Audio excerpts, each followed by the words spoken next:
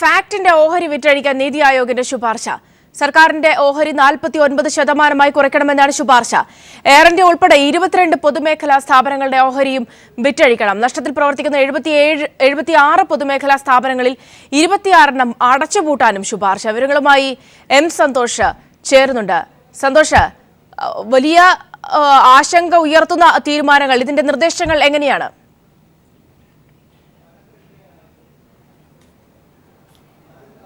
സൗമ്യ, പൊതുമേഖലാ സ്ഥാപനങ്ങളുടെ ഓഹരി വിൽപ്പനയിലൂടെ ഈ സാമ്പത്തിക വർഷം 56,000 കോടി സ്വരൂപിക്കാനാണ് ഇപ്പോൾ കേന്ദ്ര സർക്കാർ ലക്ഷ്യം വെക്കുന്നത്. ഇതിന്റെ ഭാഗമായിട്ടാണ് ആസൂത്രണ ബോർഡിന് പകരം വന്ന നീതി ആയോഗ് ഇപ്പോൾ ഫാക്ട് ഉൾപ്പെടെ എയർ ഇന്ത്യ ഉൾപ്പെടെയുള്ള 32ലധികം പൊതുമേഖലാ സ്ഥാപനങ്ങളുടെ ഓഹരികൾ വിറ്റഴിക്കാനുള്ള ഒരു ശുപാർശ പ്രധാനമന്ത്രിയുടെ ഓഫീസിന് കൈമാറിയിരിക്കുന്നത്. ഇതിൽ ഫാക്ട് കൂടി ഉൾപ്പെടുന്നുണ്ട്.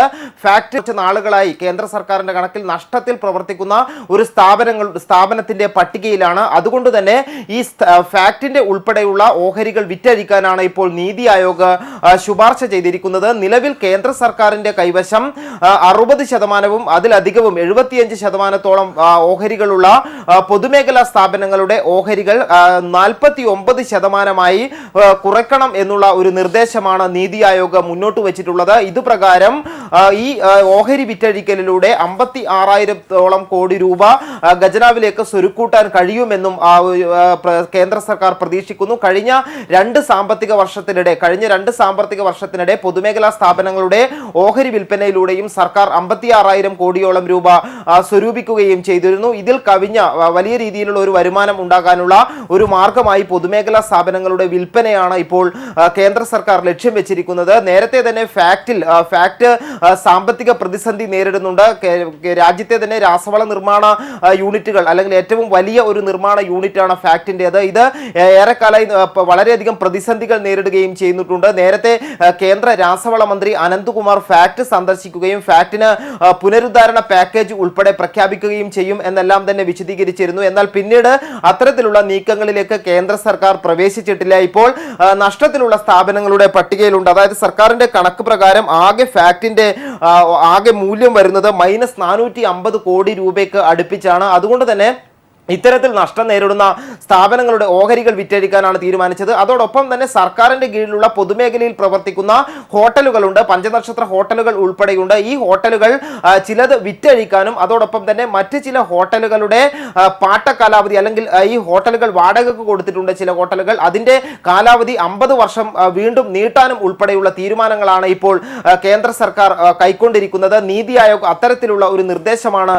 സമർപ്പിച്ചിരിക്കുന്നത്. പ്രത്യേകിച്ച് നമുക്കറിയാം, കഴിഞ്ഞ BJP സർക്കാർ ഓഹരി വിറ്റഴിക്കുന്ന കാര്യത്തിൽ വളരെയേറെ മുന്നിലാണ്. കഴിഞ്ഞ BJP സർക്കാരിന്റെ കാലത്ത്, വാജ്പേയി സർക്കാരിന്റെ കാലത്താണ് ഓഹരി വിറ്റഴിക്കൽ എന്ന പ്രത്യേക ഒരു വകുപ്പ് തന്നെ ഉണ്ടാക്കി അരുൺ ഷൂറിയെ അതിന്റെ മന്ത്രിയുമാക്കി വലിയ രീതിയിലുള്ള ഓഹരി വിറ്റഴിക്കൽ, വലിയ പ്രതിഷേധങ്ങൾ ഉണ്ടായെങ്കിലും പൊതുമേഖലാ സ്ഥാപനങ്ങൾ പൂർണ്ണമായും, അല്ലെങ്കിൽ നിരവധി സ്ഥാപനങ്ങൾ വിറ്റഴിച്ചത്. അതിന്റെ ഒരു തുടർച്ച എന്നുള്ള രീതിയിലാണ് ഇപ്പോൾ മോഡി സർക്കാരും ഇത്തരത്തിൽ പൊതുമേഖലാ സ്ഥാപനങ്ങൾ വിൽപ്പന ചെയ്തും അതോടൊപ്പം തന്നെ പാട്ടത്തിന് നൽകിയും സർക്കാരിലേക്ക്, ഖജനാവിലേക്ക് പണം സ്വരൂപിക്കാൻ തന്ത്രങ്ങൾ അല്ലെങ്കിൽ തീരുമാനത്തിലേക്ക് പോകുന്നത്. സൗമ്യ, ഒരുപക്ഷെ സന്തോഷം, വലിയ വിവാദമായ തീരുമാനമായിരിക്കും ആ വിധത്തിലേക്ക് കാര്യങ്ങൾ പോയാൽ. പ്രത്യേകിച്ച് ഫാക്ടിന്റെ അടക്കമുള്ള കാര്യങ്ങൾ, പൊതുമേഖലാ സ്ഥാപനങ്ങൾക്ക് താങ്ങാവാനായി ഒരുപാട് കാര്യങ്ങൾ, ഒരുപാട് ശുപാർശകൾ, അല്ലെങ്കിൽ അത്തരത്തിലുള്ള കാര്യങ്ങൾ കേന്ദ്ര സർക്കാരിന് ചെയ്യാമെന്നിരിക്കെ കൂടിയാണ് ഈ കാര്യങ്ങൾ എന്നുകൂടി നിരീക്ഷിക്കപ്പെടുമ്പോൾ പൊതുവിൽ എങ്ങനെയാണ് ഈ ഒരു വിഷയത്തെ ദേശീയ തലത്തിൽ തന്നെ നിരീക്ഷിക്കപ്പെടുന്നത്?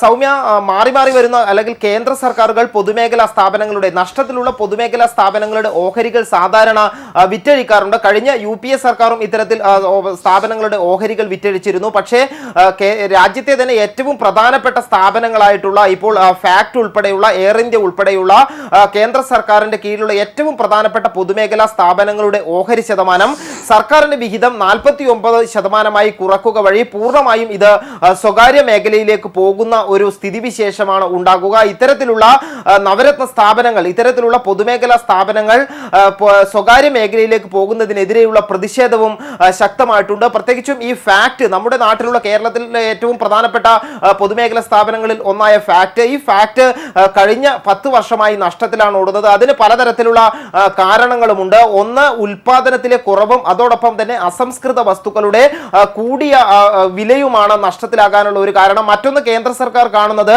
യൂറിയ ഉൾപ്പെടെയുള്ള രാസവളങ്ങൾ ഇവിടെ ഉൽപ്പാദിപ്പിക്കുന്നതിനേക്കാൾ കുറഞ്ഞ വിലക്ക് ഇറക്കുമതി ചെയ്യാൻ കഴിയും എന്നുള്ള ഒരു തന്ത്രമാണ്. എങ്കിൽ കൂടിയും കേരളത്തിന് പ്രതീക്ഷ നൽകിക്കൊണ്ട് കേന്ദ്ര രാസവള മന്ത്രി അനന്ത്കുമാർ യൂറിയ നിർമ്മാണശാലകൾ രാജ്യത്തെ എല്ലാം തന്നെ കാര്യക്ഷമമാക്കുമെന്നും തുറന്നു പ്രവർത്തിക്കുമെന്നും നേരത്തെ അടച്ചുപൂട്ടിയ സ്ഥാപനങ്ങൾ ഉൾപ്പെടെ തുറന്നു പ്രവർത്തിക്കും എന്നുള്ള പ്രഖ്യാപനങ്ങളെല്ലാം തന്നെ നടത്തിയിരുന്നു. അതോടൊപ്പം തന്നെ ഫാക്ടിന് സാമ്പത്തിക പാക്കേജ് പ്രഖ്യാപിക്കും എന്നുള്ള പ്രഖ്യാപനം നടത്തിയിരുന്നു. 991 കോടി രൂപയുടെ പാക്കേജ് വേണമെന്ന ഫാക്ട് ആവശ്യപ്പെടുകയും ചെയ്തിട്ടുണ്ട്. ഈ കാര്യങ്ങളെല്ലാം തന്നെ അതിന്റെ മുറയ്ക്ക് പോകുന്നതിന് ഇടയിലാണ് നഷ്ടത്തിൽ പ്രവർത്തിക്കുന്ന സ്ഥാപനങ്ങളുടെ പട്ടികയിലേക്ക് ഫാക്ടിനെ മാറ്റാൻ കേന്ദ്ര സർക്കാർ തീരുമാനിച്ചത്. ഇതിന്റെ ഭാഗമായി തന്നെ അതിന്റെ പ്രത്യേക സമിതി ഈ കാര്യങ്ങൾ പരിശോധന നടത്തുകയും നഷ്ടത്തിൽ പോകുന്ന സ്ഥാപനങ്ങളുടെ പട്ടികയിലേക്ക് മാറ്റുകയും ചെയ്യുന്നതിന് ആവശ്യമായിട്ടുള്ള പ്രവർത്തനങ്ങൾ പൂർത്തീകരിക്കുകയും ചെയ്തിരുന്നു. അതിന്റെ തുടർച്ച എന്നുള്ള രീതിയിലാണ് ഇപ്പോൾ ഈ നഷ്ടത്തിൽ പ്രവർത്തിക്കുന്ന സ്ഥാപനങ്ങൾ അടച്ചുപൂട്ടുകയും ഓഹരി വിറ്റഴിക്കുകയും ചെയ്യുക എന്നുള്ള നീതി ആയോഗിന്റെ ശുപാർശക്ക് ഉള്ളിൽ ഫാക്ട് കൂടി ഉൾപ്പെട്ടിരിക്കുന്നത്. ഏതായാലും ഇത് വലിയ പ്രതിഷേധങ്ങൾക്ക് ഇടയാക്കിയേക്കാവുന്ന ഒരു തീരുമാനം തന്നെയാണ്. സൗമ്യ, ഒരുപക്ഷെ വരും ദിവസങ്ങളിൽ അത്തരത്തിലുള്ള പ്രതിഷേധങ്ങൾ ദേശീയ തലത്തിലും ഉയർന്നേക്കാം. പ്രത്യേകിച്ച് ഫാക്ട് പോലെ അല്ലെങ്കിൽ എയർ ഇന്ത്യ പോലെയൊക്കെ സർക്കാരിന്റെ നിയന്ത്രണത്തിൽ ണ്ടതിന്റെ ആവശ്യകത കൂടുതലുള്ള ഇത്തരം സ്ഥാപനങ്ങളെയാണ് തീരെ എഴുതുന്നത് എന്നതുകൂടി പരിഗണിക്കുമ്പോൾ ഇനിയുള്ള ഇതിന്റെ ഒരു പ്രോസസ് അല്ലെങ്കിൽ നടപടികൾ എങ്ങനെയാണ്? ഈ ഒരു ശുപാർശയിന്മേൽ കേന്ദ്ര സർക്കാരിന്റെ നടപടികൾ എങ്ങനെയായിരിക്കും?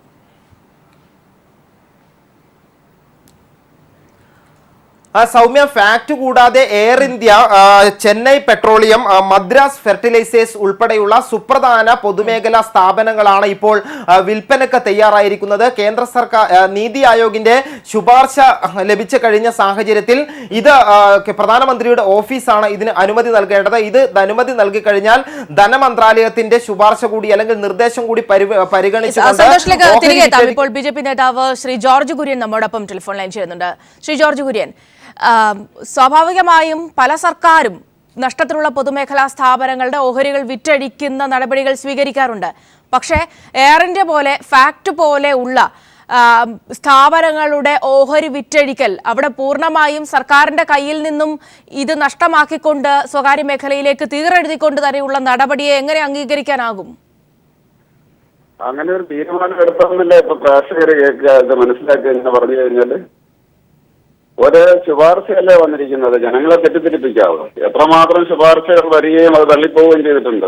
ഇല്ല, നമ്മൾ കണ്ടതാണ്. കഴിഞ്ഞ വാജ്പേയി സർക്കാരിന്റെ കാലത്താണ് ഇങ്ങനെ പൊതുമേഖലാ സ്ഥാപനങ്ങളുടെ ഓഹരി വിറ്റഴിക്കൽ അടക്കം ഉള്ളതിന് ഒരു ഇനിഷ്യേറ്റീവ് എടുക്കുന്നത്. അന്ന് ഇത്തരത്തിൽ പല പൊതുമേഖലാ സ്ഥാപനങ്ങളും തീരെഴുതി കൊടുത്തതിനെതിരെയൊക്കെ വലിയ പ്രതിഷേധങ്ങൾ ഉണ്ടായിരുന്നു.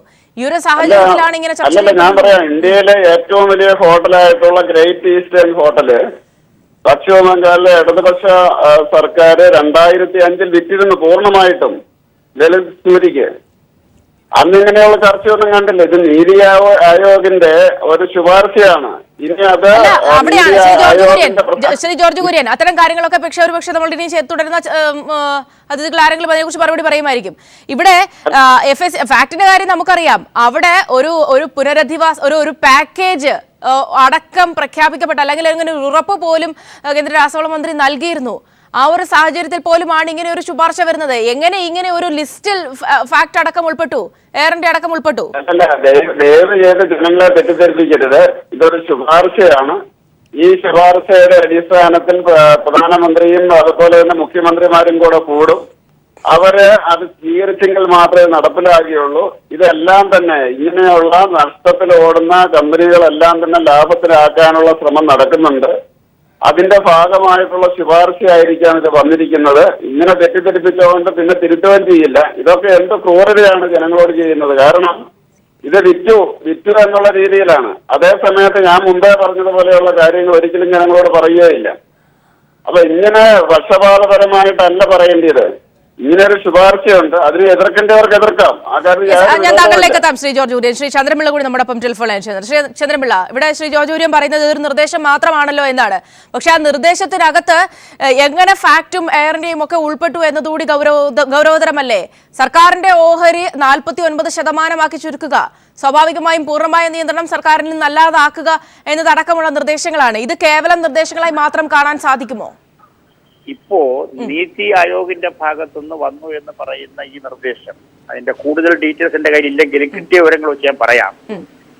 ആ നിർദ്ദേശത്തിന്റെ ഏറ്റവും കാതലായ ഭാഗം സ്ട്രാറ്റജിക് കൺട്രോൾ 51% സ്വകാര്യ മേഖലയിലേക്ക് മാറുന്നു എന്നുള്ളതാണ്.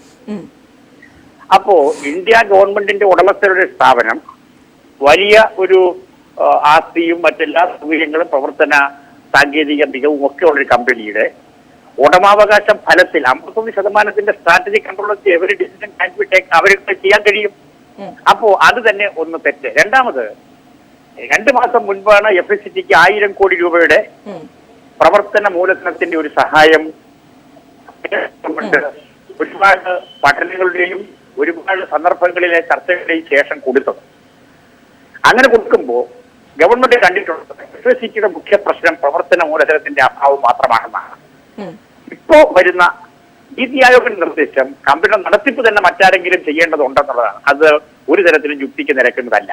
മൂന്നാമത്, ഈ രാജ്യത്ത് ഇന്നുള്ള രാസവളശാലകളിൽ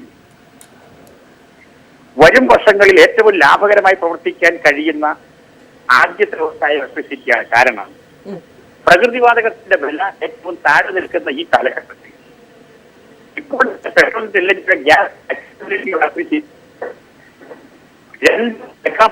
12 ലക്ഷം ടൺ വീതം പ്രതിവർഷം കപ്പാസിറ്റിയുള്ള യൂറിയ പ്ലാന്റുകൾ കൊടുത്ത് സഹായിക്കണമെന്നുള്ള നിർദ്ദേശമാണ് സജീവമായി നിൽക്കുന്നത്.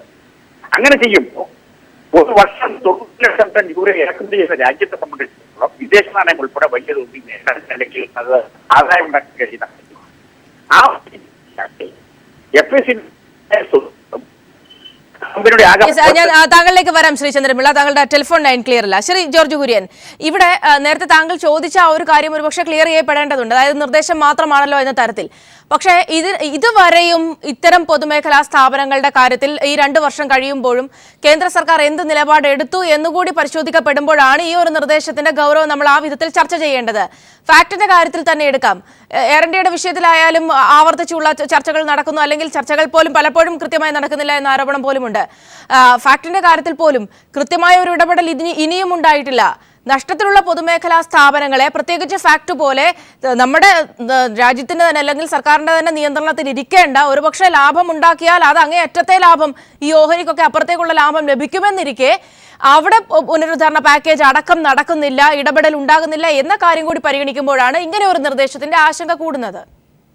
നിങ്ങൾ ഈ രാജ്യത്തല്ലേ 1000 കോടി രൂപയുടെ പാക്കേജാണ് ഈ സർക്കാർ പ്രഖ്യാപിച്ചത്. പത്രമൊക്കെ വായിക്കണ്ടേ?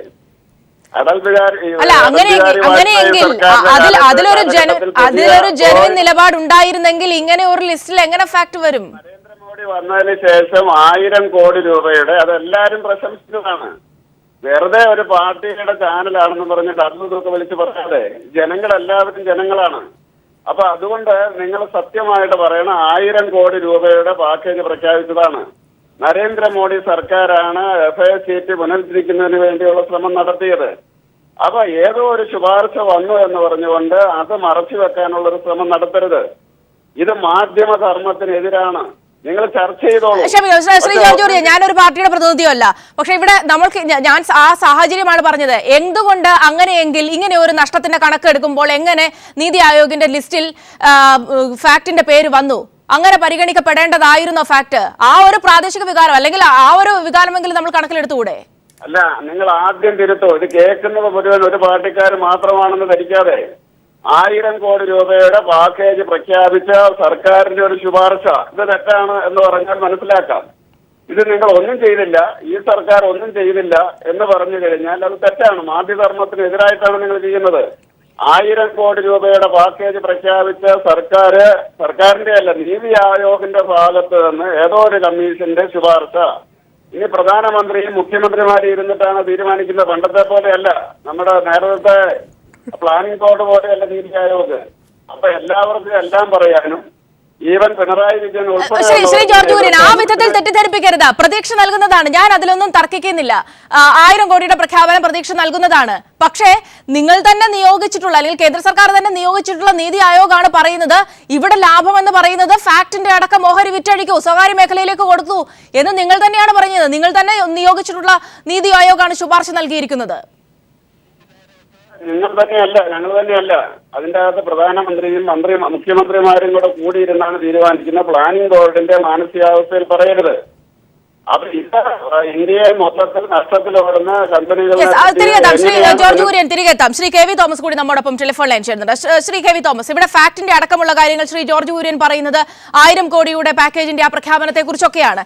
പക്ഷേ അങ്ങനെയൊക്കെ പ്രഖ്യാപനം നടക്കുമ്പോഴും ഇവിടെ നീതി ആയോഗിന്റെ ലിസ്റ്റിൽ, അതായത് നഷ്ടത്തിലുള്ള പൊതുമേഖലാ സ്ഥാപനങ്ങളുടെ ലിസ്റ്റിൽ അവിടെ ലാഭം ഉണ്ടാക്കാനായി ഓഹരി വിറ്റഴിക്കലാണ് നല്ലത്, അവിടെ നല്ല ഒരു വിൽപ്പന ചരക്കാണ് ഫാക്ട് അടക്കം എന്നൊരു ലിസ്റ്റിൽ പെട്ടിരിക്കുകയാണ് ഫാക്ട് അടക്കമുള്ള പൊതുമേഖലാ സ്ഥാപനങ്ങൾ.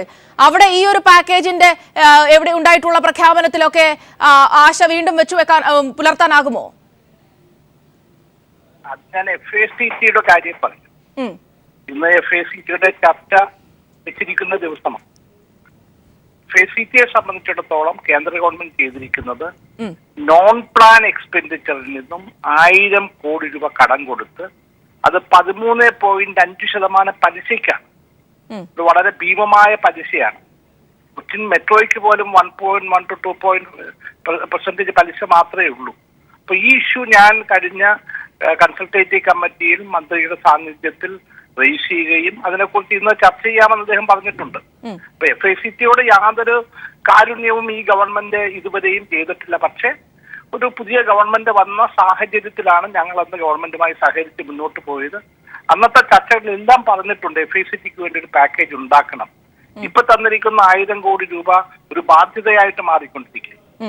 മറ്റൊന്ന്, ഈ പൊതുമേഖലാ സ്ഥാപനങ്ങളുടെ ഷെയർ വിൽക്കുന്ന കാര്യത്തിൽ പല ചർച്ചകൾ നടന്നിട്ടുണ്ട്. ഉദാഹരണമായിട്ട് കൊച്ചിൻ ഷിപ്പ്യാർഡ് അതിന്റെ ഷെയർ വിൽക്കാൻ പോകുന്നുവെന്ന് അതിന്റെ മന്ത്രി ഗഡ്കരി തന്നെ ഞങ്ങൾ കേരളത്തിൽ നിന്ന് MP മാരെ വിളിച്ച് സംസാരിച്ചിരുന്നു. ഞങ്ങൾ പറഞ്ഞു അതിന് ഒരു കാരണവശാലും അംഗീകരിക്കാൻ പറ്റില്ല. അന്ന് അദ്ദേഹം എടുത്ത നിലപാട് അങ്ങനെ ഷെയർ വിൽക്കാൻ സമ്മതിക്കുന്നില്ലെങ്കിൽ കൊച്ചിൻ ഷിപ്പ്യാർഡിന്റെ വികസനവുമായി മുന്നോട്ട് പോകാൻ കഴിയില്ല എന്നുള്ളതാണ്.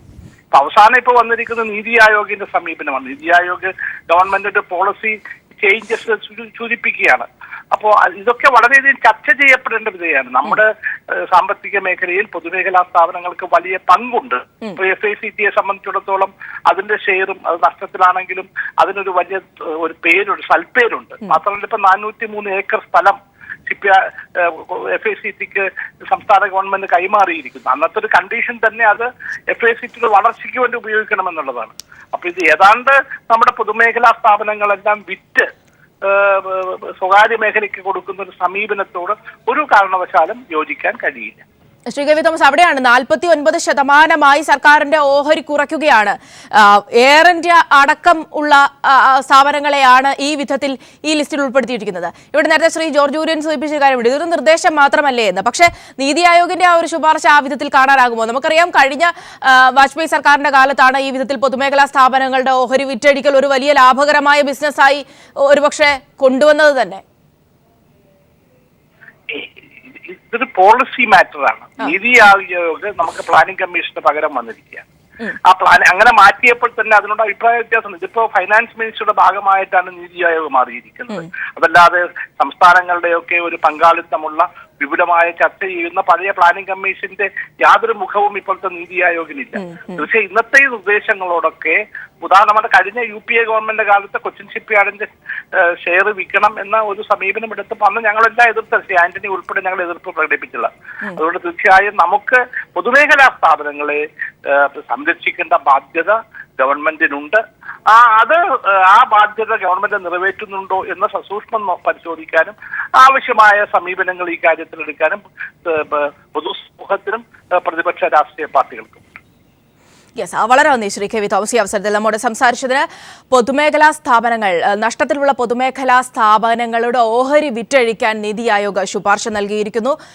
അതിൽ എയർ ഇന്ത്യ അടക്കം ഫാക്ട് അടക്കം ഉള്ള പൊതുമേഖലാ സ്ഥാപനങ്ങളുടെ ലിസ്റ്റാണ് നൽകിയിരിക്കുന്നത്. വലിയ പ്രതിഷേധം ഏതായാലും ദേശീയ തലത്തിൽ വരും ദിവസങ്ങളിൽ, വരും മണിക്കൂറുകളിൽ ഉയരും എന്ന് വ്യക്തമാക്കിക്കൊണ്ടാണ് ഇങ്ങനെയൊരു ശുപാർശ പോയിരിക്കുന്നത്.